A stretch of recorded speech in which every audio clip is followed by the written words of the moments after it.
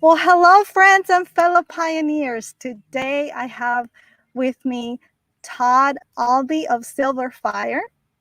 We found Todd because we were looking for an upgrade to our old rocket stove that, well, it had suffered some damage from being out in the weather. And sorry about the light. The sun's kind of moving on me. But so about 10 years ago or so, we purchased a rocket stove after Jason had given up after years of trying to build his own and just finally deciding as a good industrial engineer to just buy one that's already effective and efficient. He gave up the quest to try to build his own. He couldn't find materials that were safe. For cooking, you had to burn the paint off of, the metal cans and all of this. It was just kind of complicated. So he found this rocket stove, and we had it for years and years. And that's exactly what we used when we first moved on the property. But we really didn't have a good place to store it. And our personal story, just from really being out in the wild, was that particular model really needed to be more protected and really couldn't take being out all the time. And so the weather damage on it was just too much after so many years. And so Jason was looking for what was the new best technology out there. Was there an improvement? And so last fall, he found SilverFire, and I contacted them. And so, long story short, Todd agreed to come on and share his story, and stick around till the end because he's going to actually give you a special bonus offer for ordering in reference to this podcast. So Todd, thank you so much for being here and sharing with us the story of how this new rocket stove technology came about. And will you just share with us how you got to this point, how you got here? Yes, thank you, Aurora and Sustainable Pioneering for having me on. I started off I created StoveTec for Operavecho, and I worked very closely with Dr. Larry Winiarski, who's actually the original designer of the rocket stove. Dr. Larry's in his late 70s, and he's 45 miles north of me up the road. He had a PhD in combustion and worked for the EPA. And kind of the background story on that was the Operavecho stoves were very poor quality. And their earliest stoves, the EPA tested, and they didn't do what they claimed. And so Dr. Larry taught them how to make a good stove. And what I'm simply hoping what you'll take away, your audience today, is how to identify, products that are reliable and make sense. I've been in this industry now for since 2008, and things have changed a lot. And actually, a lot of this preparedness products out on the market are junk. And our products, folks needed to rely on. Those that are familiar with our work know that we've done humanitarian work, and folks are depending on sanitizing water, cooking, cleaning, and having a lot of hot water is, I can't explain how important that is. And that's really the background. I've been to a lot of shows. I've seen a lot of products out there over the last decade plus, and I'm not very impressed with any of them. And do you really need a thermal imaging scope? Not so much.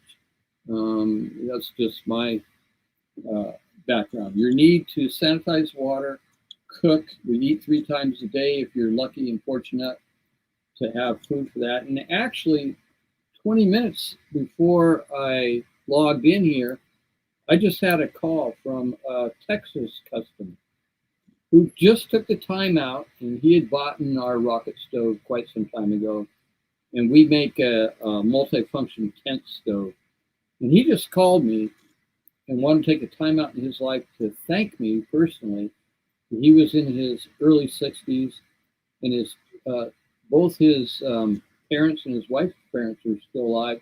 They're in their 80s, and they just survived this Texas no heat, no situation. He said he boiled over 62 gallons of water and kept his family alive with these stoves for both heat and only went through 3/4 of a quart of wood through this terrible storm in his combined with his fireplace in his home, or tent stove where he's keeping his parents alive, and all the water they sanitized for cooking and eating. And what a godsend it was, and just to thank me for what I've done. So that was very nice.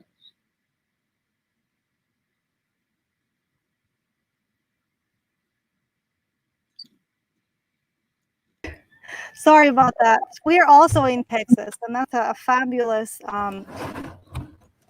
thing that you brought up, because a lot of people just never imagined that they would be in a situation like this. I mean, in the area that we're actually an area that people come to take refuge from the hurricanes. We don't normally have any kind of real disasters. We have the hurricane, a bit of flooding and some damage, but it's not generally an area that suffers a lot of natural disasters. And that's another reason why I wanted to have you here today, because I know there's a lot of people that thought maybe someday they would get more prepared and someday they would have some backup. And after going through, especially if they're watching from Texas or they had family in Texas, they know it's real. An emergency does not announce itself. It comes and it shows up. And if you're not prepared, then, I mean, people couldn't even go. The stores were closed. They couldn't even go buy a generator, and there was only a limited number of them. I heard a story of someone that had to burn, like, I think it was like plywood or 2x4s. I don't remember exactly, but they bought some kind of wood, and because everything was out. And the chaos of having the stores closed even for people that relied on we're just really big fans of having things that don't require like extra fuel. So even if you had like a propane situation, there were no stores to go buy anything. Some gas stations even were closed. And so gas stations ran out of fuel and all these different things. And so I am a big proponent of going as basic to the raw materials as possible, to be as effective as possible, to need as little of those raw materials as possible. And that's why we love the rocket stove technology. The only skills you need is to just learn how to spark that first little, which for us, we didn't really have any experience. So even, at least at first, we just had to know, get past just lighting the fire. And if you have matches or an awesome arc lighter, you can get past that. But the rocket stove technology makes it to where you don't need a whole lot of fuel. It's amazing. It's fabulous. We've used it to cook so many things off grid. And the technology that you're going to talk about, what I love, the new Dragon Pot that you have, or new to us, it makes it just even more fabulous. It's like having a large Kelly kettle, on the stove to make it even more efficient. I love the basket to steam things, and you can even double cook. So I just want you to know, friends, that what Todd is going to present here today is like one in a million, one of a kind, that whether you just want to go camping or practice being off grid, or actually be prepared for real emergencies like what happened in Texas, where some people had no power, no water, no running water, and all these things. And when you have all this chaos going on, you need some easy things that you can rely on. So Todd, tell us about we have I'm gonna add this presentation here that you shared for us to share here. So hi to the friends that are watching right now. And if you have questions, just be sure to tag them and comment, and we will answer your questions at the end. But welcome again. We are talking about off-grid cooking and preparedness for survival and for energy efficient cooking. And we believe that cooking with with efficiently cooking with rocket stoves, cooking with an efficient rocket stove is one of the best ways that you can prepare yourself, because whether it's raining or shining or, you don't need the sun, as long as you have a little bit of wood, just a tiny bit of wood will get you going. And just knowing how to, again, just start a fire, and just it takes so little to start it when you have the right tools. You will be the amount of the peace of mind that you will have is just incredible. So I'm going to share now Mr. Todd's presentation, and I'll let you tell me, Todd, when you are ready. Go ahead. You can go to the next slide. So just to start with, why do we want an efficient stove? And I think these photos say it all. To reduce emissions, pollution, the safety aspect, especially globally in the humanitarian sector, as that lower right-hand picture showing the tremendous amount of fuel that women have to trek for miles to find to stay alive. And the pollution aspect, this indoor pollution, cooking on an inefficient stove that primarily children and women are subjected to. And those photos on the left are charcoal.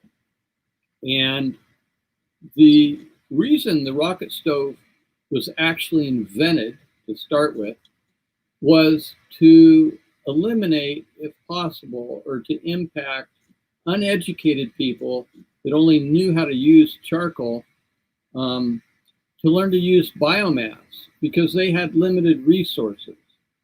And when you make charcoal, it's primarily made illegally under tarps at night. You only yield 30% of the tree when you make charcoal.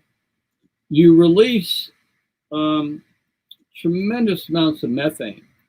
Back in 2008, we thought it was somewhere around 20 times worse than CO2 pollution. But it turns out now that methane's 80 times worse than CO2. And we all share these air sheds. So this is really important for all of us. And the whole point of the rocket stove was, instead of cutting down a whole tree and making illegal charcoal at night, and as they were sneaking around at night, they were walking on little twigs, biomass, scrub, that with an efficient stove, they could go ahead and sanitize water and cook and not have to rely on charcoal. Now, the only problem why this keeps perpetuating is, in many of these ultra-poor developing nation locations, Haiti, Africa, so on and so forth, selling charcoal is one of the only jobs that exist. So it perpetuates in this cycle. Go ahead, you can go to the next slide.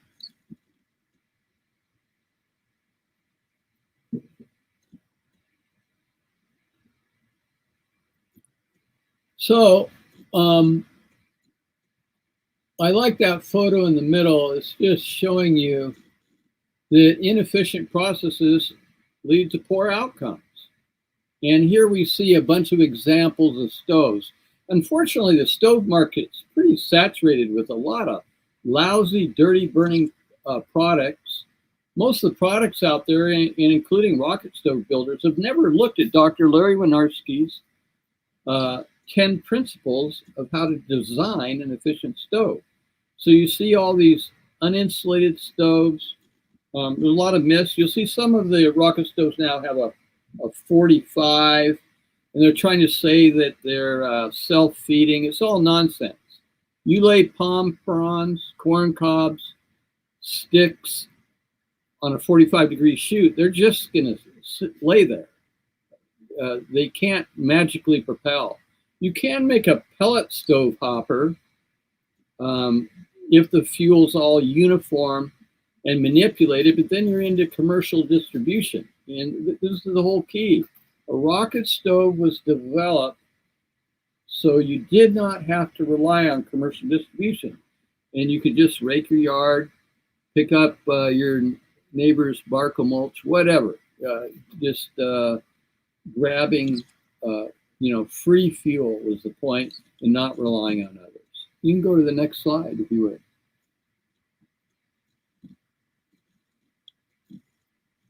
So, why are these improved principles and goals important?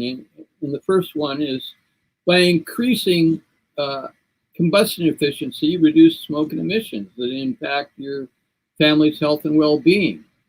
And by increasing heat transfer, it reduces fuel use. Your mothers, great-grandmothers, grandmothers on their wood stoves, for example, knew indoors that they cooked with their stove doors shut to have a hotter fire. And they were good stewards for their stove. They knew at the end of the month they'd sweep out a little fine ash. If they would have cooked with all their doors open and you had cold air pouring in, that's going to create big pieces of char and embers that are going to impede heat transfer. They're going to impede ventilation and heat transfer to the pot. So what we're trying to do is maximize heat transfer, reduce emissions, reduce fuel use by being a good steward of your stove. I'm old enough that I remember my grandmother with her wood stove, and if you came by her stove and tried to muck around with it, she'd take her little wooden spoon and whack me on my rear end and move me along out of her kitchen if I came by and tried to muck with it. What we want to accomplish also is to reduce mass. High mass stoves are energy thieves. So when you make a rocket stove out of cinder blocks, that mass of the cinder block is robbing the efficiency that should be going in the cooking pot. Also, these uninsulated stoves that I see all over the internet that backyard welders and everything are making, some of them are great videos to watch from a metal design technique and welding standpoint, but by and large, most of these stoves are all pretty lousy. They're high in emissions, they're high in fuel use, because they did not incorporate appropriate heat transfer and design principles into the stove. So you want to use low mass insulation to increase temperature, which is going to result in cleaner combustion. You want to improve ventilation, you want to preheat air and limit cold air. Because what do hot flue gases do? We all know that hot flue gases simply rise. So we're just going to take advantage of these very simple, basic properties to make a better stove. And you can go to the next slide.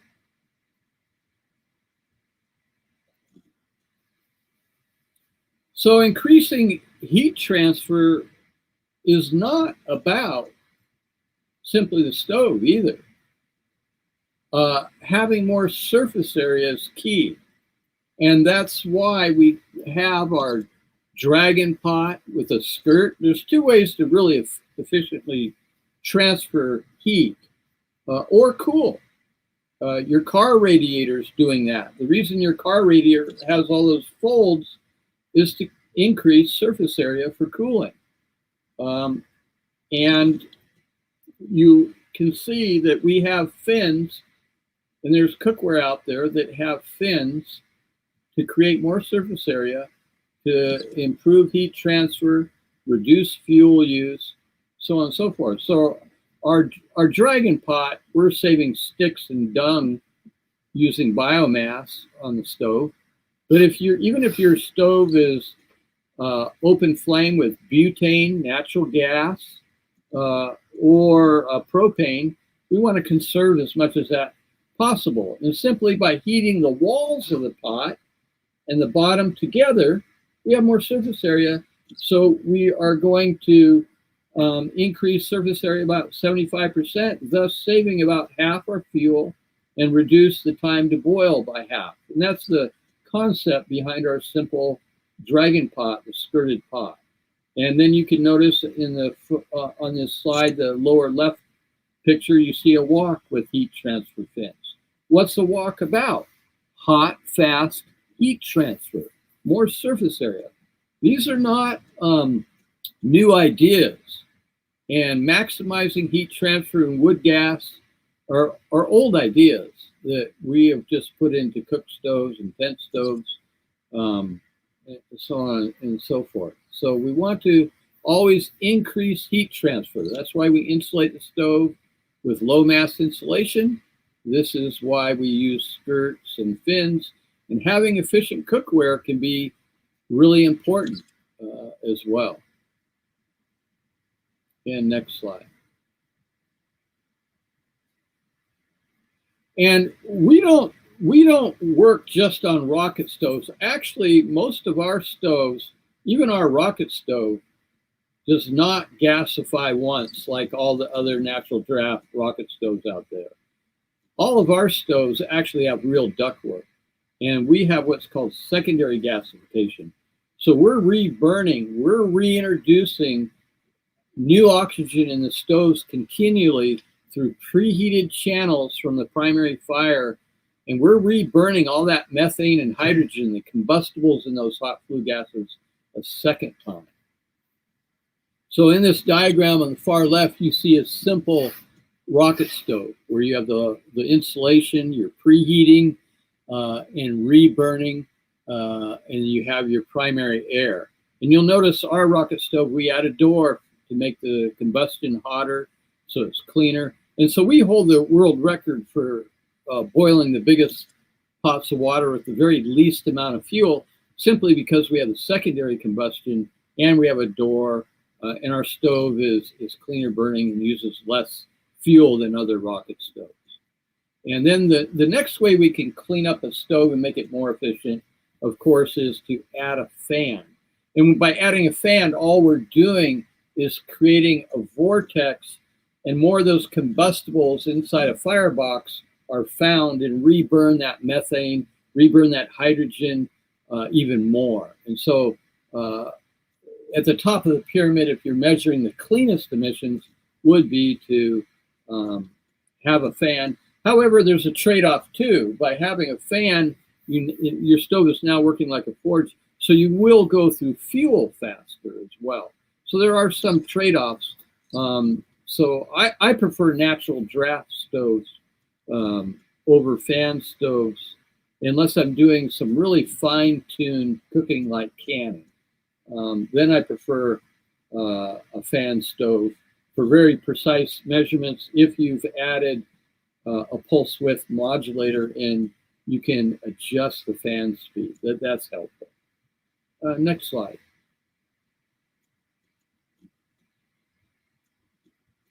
So right here in this photo, the gentleman looking over our Survivor rocket stove is Dr. Larry Winiarski, the original inventor of the rocket stove.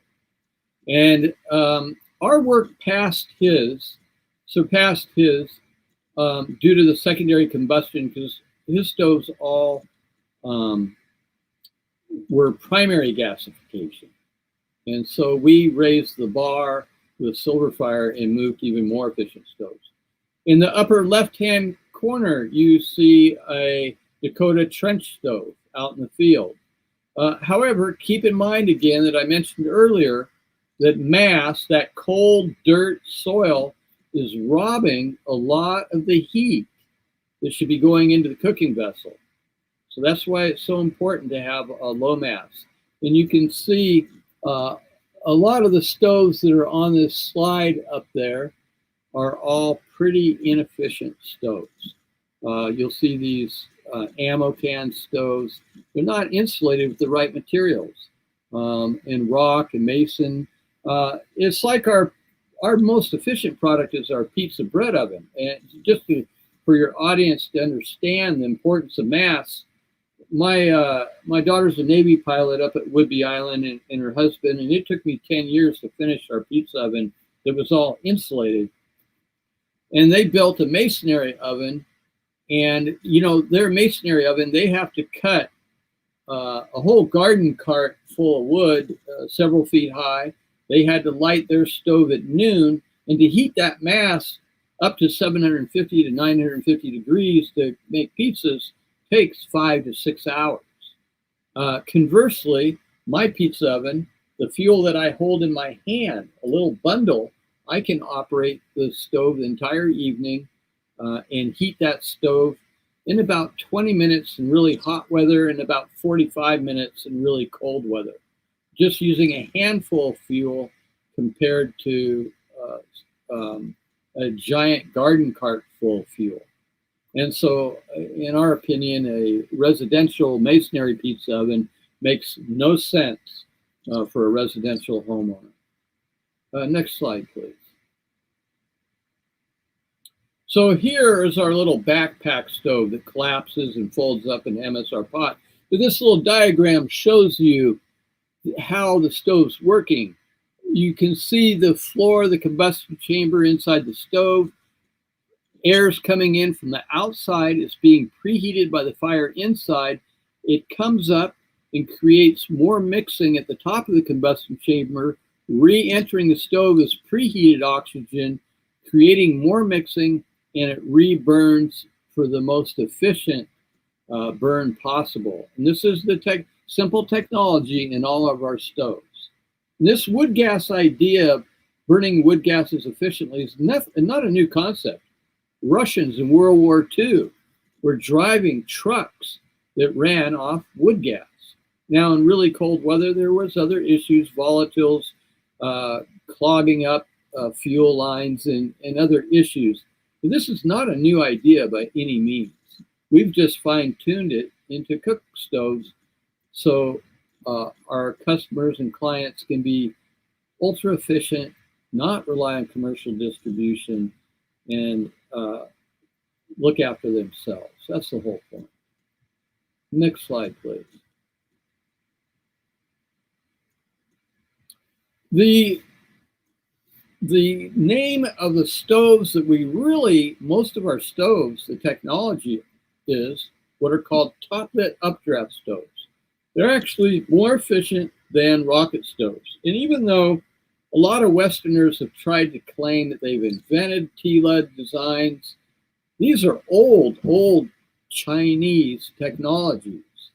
If you really want to know how to burn dung and twigs ultra efficiently, the U.S. has never spent money in research in these areas. Our fuels have been electricity and gas, fortunately, in developed nations.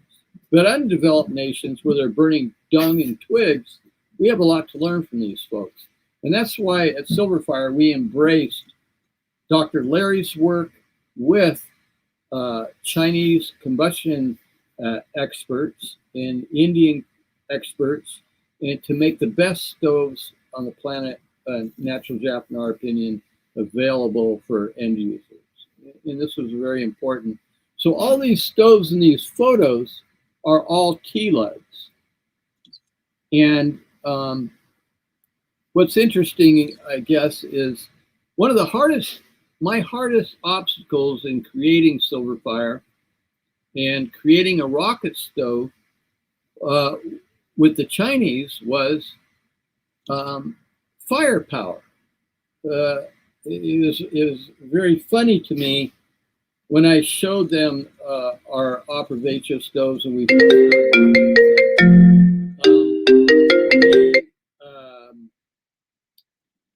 they weren't convinced that the rocket stove was a real stove. If you notice in this photo, in the bottom right hand, you see one fan stove, the red one there with a flame of 2 feet high. To the Chinese, that is their idea of an efficient stove, because in their culture, they do mostly wok cooking. And so they weren't too impressed with our rocket stove initially, until we fine-tuned a lot of things. Kind of an interesting point. But a lot of these factory owners would say, we need to go to my house and we're going to show you a real stove that can cook on a wok. But, you know, everybody cooks differently. You always have to take the culture where you're at into mind to have it, especially if you're going to introduce products with stove projects and stuff, or you're going to fall flat on your face.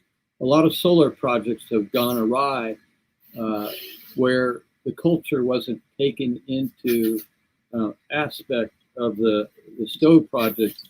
A good example is cooking time in Africa is a time for gossip where the women gather around the pots and they like to lift the cast iron lid or their aluminum pot lid and spice each other's food and taste it and flavor it. And with solar cooking, you're removed from that element. And we love solar cooking to augment our stoves, but stoves are first line. When a baby needs to be fed now and is crying, they need a stove. When it's not sunny, they need a stove, first line. And when refugee camps, a lot of well-meaning NGOs will leave solar stoves with these organizations, and the camp has to move for some reason or another. And it's big piles of donated solar stoves are all laying in piles because they didn't take their culture into that aspect, the cultural part of cooking for that community. So without adequate training, some of these stove projects have blown up in customers' faces.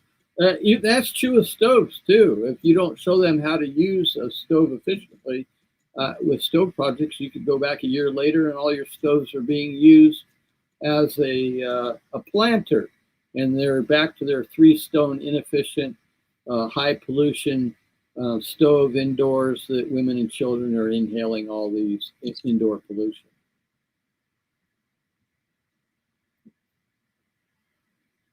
And we can go to the next slide.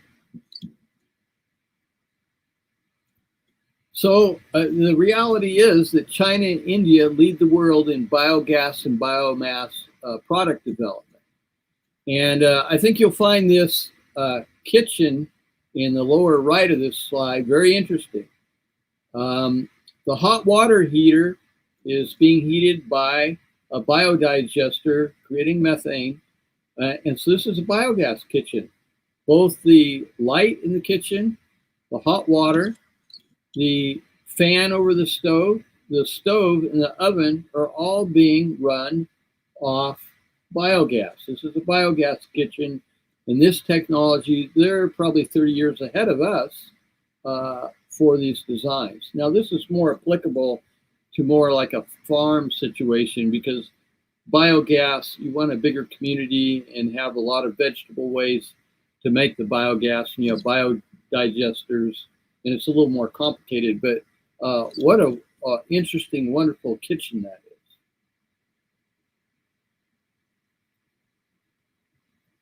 And you can go to the next slide.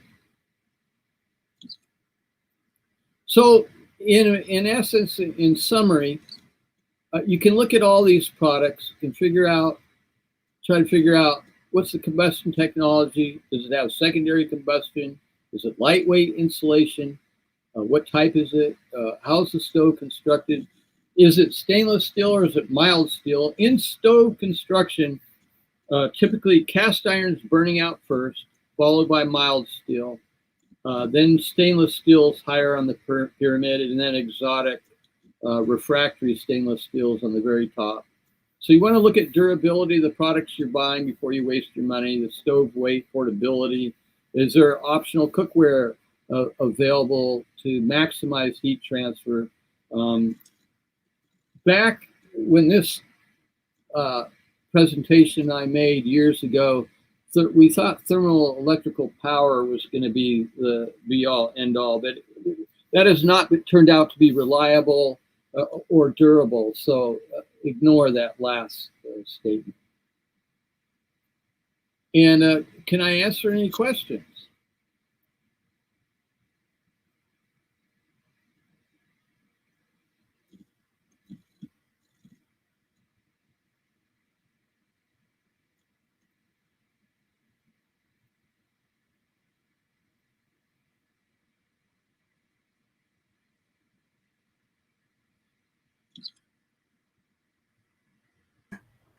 It was amazing to hear the process of how your technology has developed over time.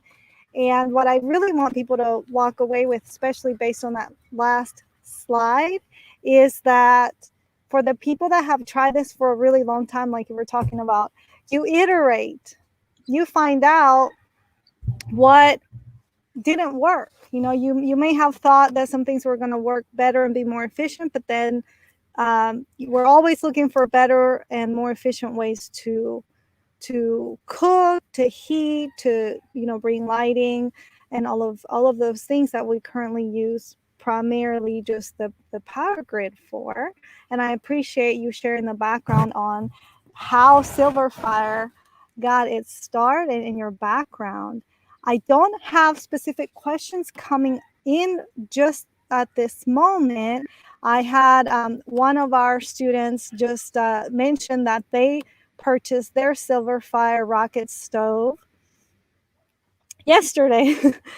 But for those of people that do not have a rocket stove or want to upgrade because maybe their rocket stove technology is not where they have just learned that your technology is at, and they want something that's more efficient, and maybe they want to use what they have as a backup. You mentioned that you had an offer for us, and I'm going to go ahead and give me a second because I wanted to let people see your website. I do have, we're going to turn this off, and I do have your website pulled up, and I want you to know that this is the link that I provided in the details of this video. This is where it's going to take you. But how about, would you walk us through, you have these amazing designs for rocket stoves, and they all have their specialty.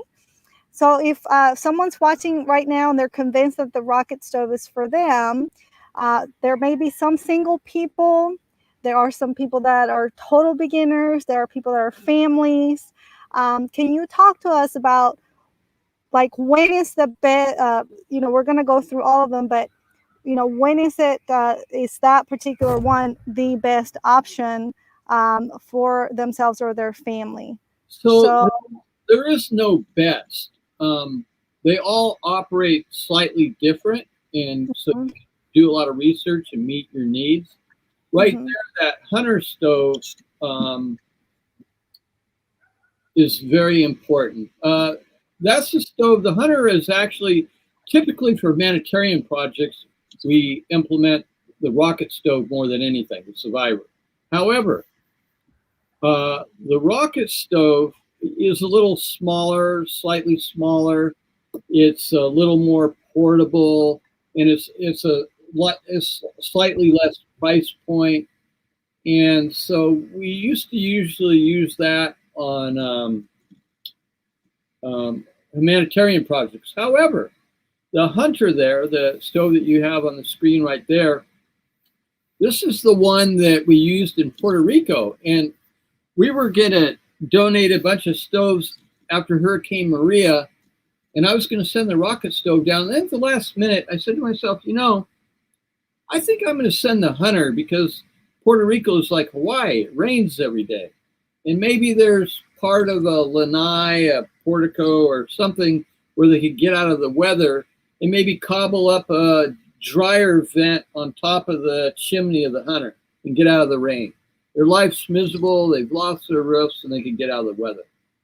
And so I sent the Hunter instead of the rocket stove. boy, I can't tell you how important that was, but not for the reason I thought. And it turned out that when I was down there firsthand, FEMA was handing out gas generators that were all black marketed. It was insane. All the gas was turned off. First thing it went down on the grid. The customer that called me and thanked me right before this podcast told me that one of his neighbors had did die in Texas because he was heating just with propane and the propane ran out and he froze to death.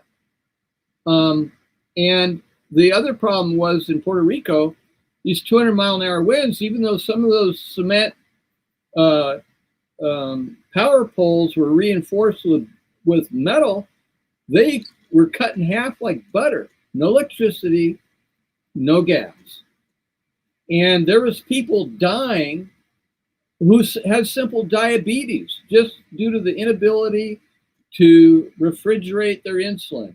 People on CPAP machines were at risk. People on ventilators. We abandoned Puerto Rico. Puerto Rico, I just could not believe it. There was people dying left and right, and we kind of turned our heads there.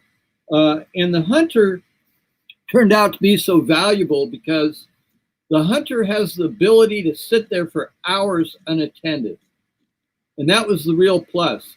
These women had lost their roofs, and 50 years of asbestos and insulation fell in the homes. And then it rained every day, so it was like wet cement and sludge. They were on their hands and knees for weeks, cleaning the muck out of their home. And the hunter on top of the stove with big pots of water could sit there unattended for hours, burning. And they frankly would have went out of their minds if they had to feed sticks continuously with the rocket stove.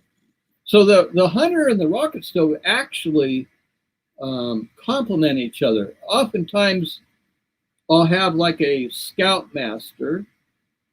And what does a scoutmaster do? He takes a bunch of grubby little girls, grubby little boys out camping all weekend.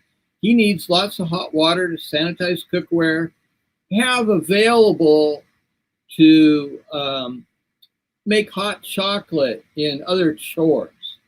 And that's where the hunter really shines. Well, now a lot of these folks will have a rocket stove too, so maybe they come out of the tent early in the morning and do their breakfast very quickly with a couple sticks on the rocket stove.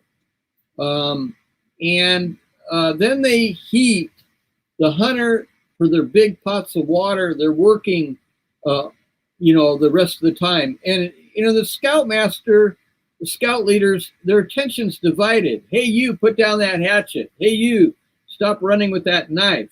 So the hunter frees them up to do other tasks. So that's a very important stove too. In Texas, I don't know why the hunter, we ship a lot of hunters to Texas. A lot of folks are familiar with this stove, and they buy a lot of rocket stoves too. So, and then we have everything from backpack stoves all the way up to large stoves, and we have cook and heat stoves under our chimney link that are very popular. So Todd, what I hear you saying, because the one that we have is actually, we purchased the one that looked like more like the classic rocket stove that we had purchased 10 years ago from a different company. And so we have the Survivor rocket stove. But what I hear you saying is that it sounds like the Hunter stove is a little even more practical for being more portable, like if you're going to be moving it more. Well, I mean, just slightly. I mean, I use all these stoves quite a bit, and if I'm gonna, let's say I'm going to cook, if I'm gonna roast a gourmet piece of meat in my dragon oven, my big piece of bread oven, that's a $7,500 piece of meat. A big prime rib or whatever. So I will brown. If I'm gonna brown that roast before I put it in the oven, I'm going to use a rocket stove because I'm just going to use a couple sticks very efficiently. Or if I'm going to do my breakfast really quick, I'm probably going to grab the rocket stove. But if I'm cooking for more people and doing other tasks, making a lot of vegetables and salads, the hunter frees me up because it can sit there unattended. Now the hunter runs at a cadence. So the hunter, the first half, if basically the way to look at the hunter is it runs at a cadence, high firepower followed by low firepower. And that's what you want with a well-designed stove, because typically you're browning meat, onions, frying, walking, boiling on the front end. And then your simmering tasks usually follow later. And that's the way the hunter operates. The rocket stove, we can adjust either way by the fuel. The downside of the hunter is once I light it, I'm committed. It's going to burn until it burns out. They're both great stoves. There's really no absolute choice. I would just counsel folks, don't buy two rocket stoves, don't buy two hunters. If you find out that you like cooking like this and want a second burner, get the other one that complements the other one. So it doesn't even matter what you start with. Now, keep in mind too, the rocket stove for real long duration cooking, after a half hour, 40 minutes, you have a bunch of embers built up. Then you don't need to feed through the door anymore. You can simply lift the pot, drop denser material into the combustion chamber, and then now it's operating more like the hunter too. So we're splitting hairs. They're both really great, ultra efficient stoves that could save your life just raking your yard. They both look fabulous. I really do like the flexibility of the hunter as I see it now to, cook inside, and that cover and the exhaust, that just looks phenomenal. But I will tell you that I had somebody say, I want one. So hold on, we're going to give you a special offer in just a second to order from as a referral from this broadcast. Now, Todd, there's one more that is called the Scout. Let's see which one is. Our portable trekking stove. It's uninsulated. It's modular. It folds down and it compacts. It holds about 4 times the fuel of like the Solo stove. So it's really a great trekking portable stove. Most people buy it as a kit. It comes with a fire starter, spoon, fork. And then we have a mini dragon pot that's bigger than our other pot as a kit for 2. And that has a solar lantern, the fire starter, 2 sets of utensils, and the more efficient pot. What I love about these, as I understand it, it's collapsible, correct? Yeah. So for those of you, there are knockoff wood gas stoves on the market, but I'll warn folks that they don't have our very important hot ember.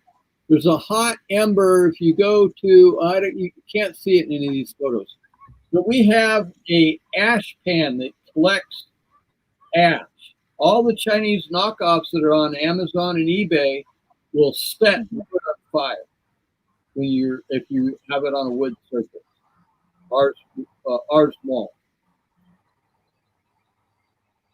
Yeah, I do want to mention, if you're going to go ahead and buy, especially the, I'm sorry, go ahead. This is awesome for camping, for cooking off grid, for living off the grid. I mean, there were weeks and weeks that we only cooked on our rocket stove. I was like the one that handled it all. Jason got a little bit frustrated with dealing, because we were learning everything. 10 years ago, I had never even been camping. And it was like winter and it was wet, and he really kind of didn't want to deal with how we were starting the fire. So I was like the resident fire starter. And I was cooking meals on the stove. We didn't have, we did have a solar oven, but it was in our storage. He had sealed the storage thing. And so that's all we had. And I will say, these are awesome, but you want to secure multiple different ways and try different ways to start your fires. I did a quick video on some of my favorite tools. An arc lighter that's rechargeable is a great one to have so that you're not frustrated with like when it's windy and just the frustration of like when you're off grid, you have so many, especially if that's, you know, you didn't grow up camping and you're kind of starting to learn and you're a beginner.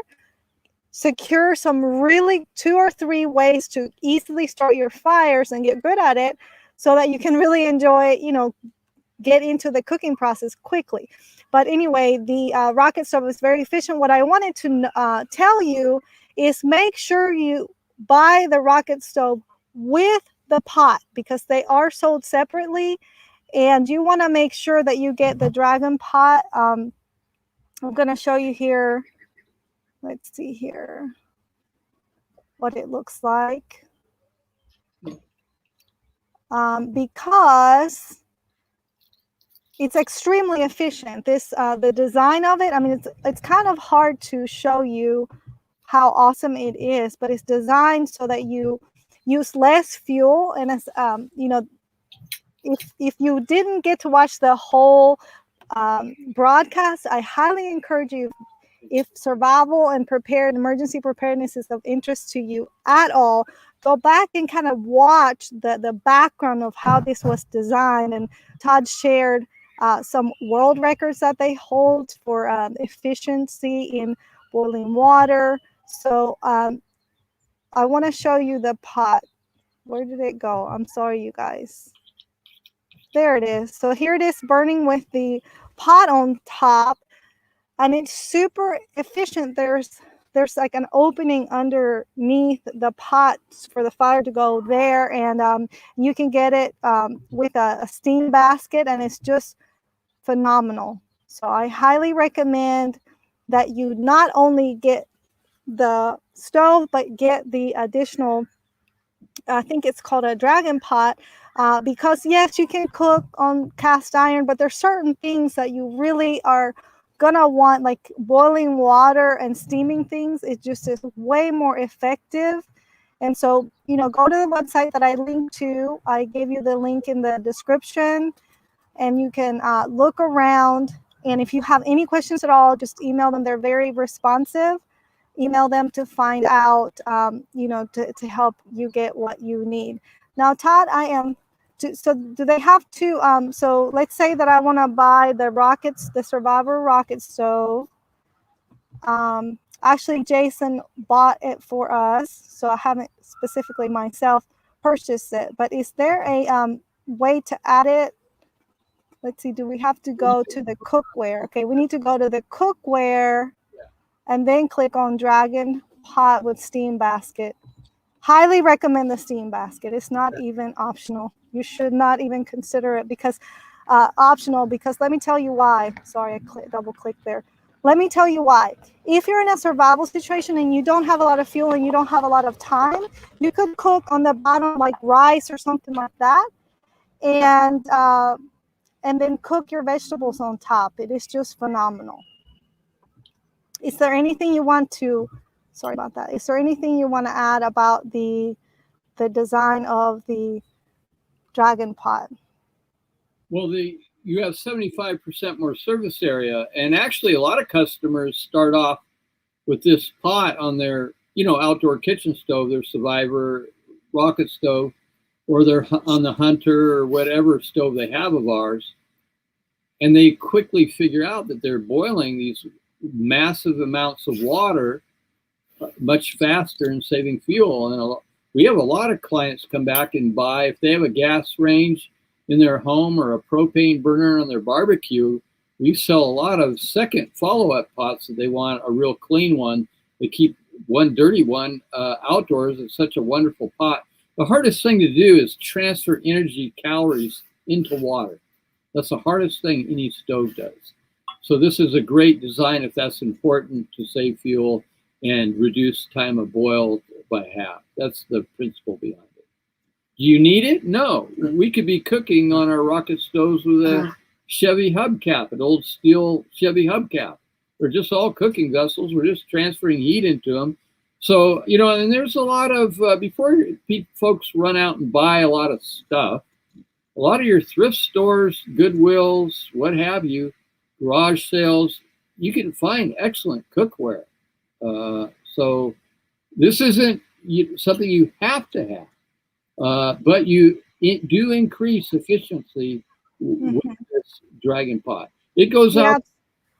Every order that's leaving today has a Dragon Pot with it. It goes out the door 80% of the time with the stoves. Yeah, I mean, we have cooked, like I said, we cooked like 9 years without one, and Jason was like, not optional. I'm getting that because, like I said, like let's say you're cooking late and you don't want to be. There's times when you just want your cooking time to be as little as possible and picking sticks. Oh, so a good analogy is, Aurora, on my home electric stove, if I'm using 2 gallons of water, it's going to take about 25 minutes, 30 minutes to heat up that volume of water to make a big pot of pasta. I can do that in 15, 17 minutes on the rocket stove. And when the Hunter's at high firepower, I can do it in 11 minutes. That's the comparison of time.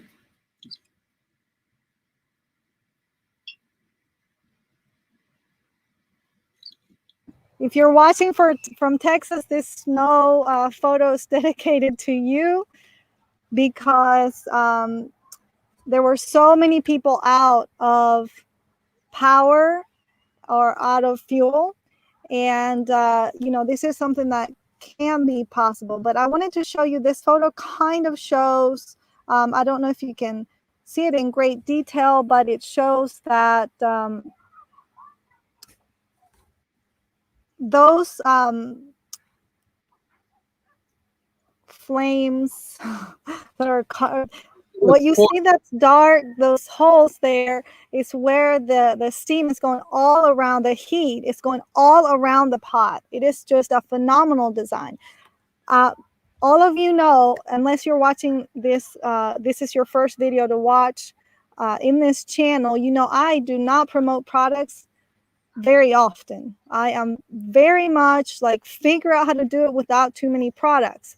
However, I just want you to know what we have found to be the best after almost nearly 10 years of our off-grid homesteading journey, that this really is of high value to save you time. Like Todd mentioned, you can use other pots and you can get by, but in an emergency situation, a survival situation, you really are not going to want to just get by. If you are living off the grid and you want to try like different methods and you have more time, that's fine. But in a situation where you're camping and you are feeding a lot of people and you don't want to spend a ton of time dealing with the fire and dealing with tending to it, then it's just phenomenal. We used it, we did it, we were camping off grid for 3 weeks last year, and that's what we bought it for. And we are very, very pleased with it. And this is, like I mentioned, something that we would not go without. Now having found it, we wish we had it before, because there's just times where either it's going to rain or it's going to get dark and you don't really want to be out, or temperature might drop, whatever reason you don't really want to be extending your cooking time, then it's just such a blessing. And this is the way that something that I tell our students. You can invest now and save later, or save now and pay later, because there are some times when it actually costs you more to not have efficient tools. Thank you so much, Todd, for your time. I'm actually going to put, I'm going to go back to the, so I'm going to go back to the screen where people can see what we were talking about. If you've tuned in late, just remember, please go back and watch the entire broadcast. You'll learn so much.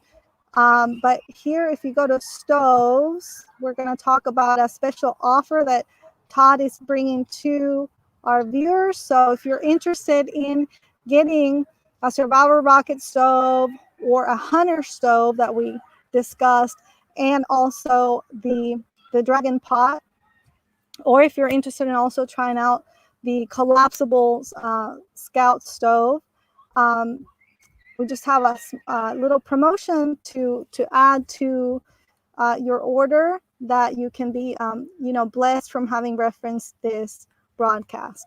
So I'm going to hand it over to you, Todd. Tell them how they can get your special offer.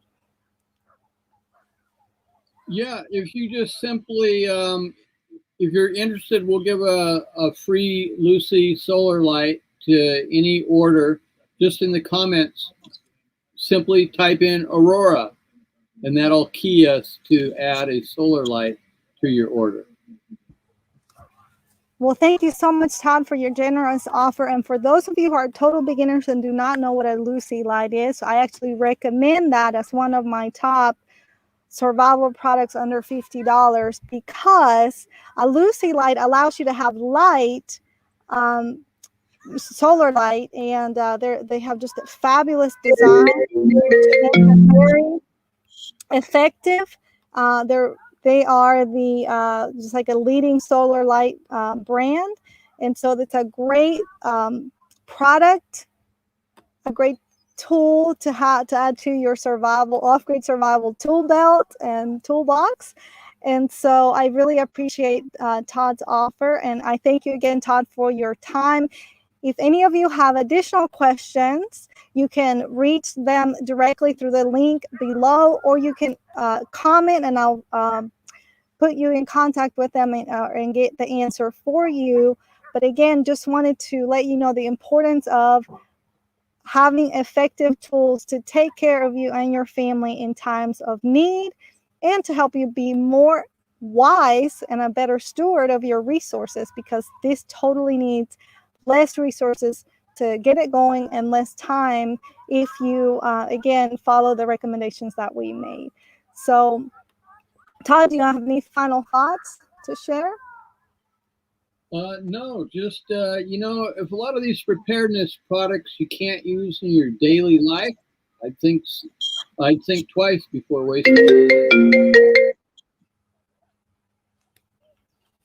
Yeah, this is something that we use in our daily life, and I highly recommend it. And would be, if you're used to cooking outdoors already, it would be so seamless for you to learn it. Rocket Stoves technology is really so much easier to use. And like Todd mentioned, they've used it in humanitarian efforts, and it's been a blessing to a lot of people who were in dire emergency situations. So with that, I'll close with the blessing that I generally close our broadcast with. And again, if you need anything, just comment or contact me at aurora@producingfreedom.com, or go to the SilverFire website directly that I have linked in the description.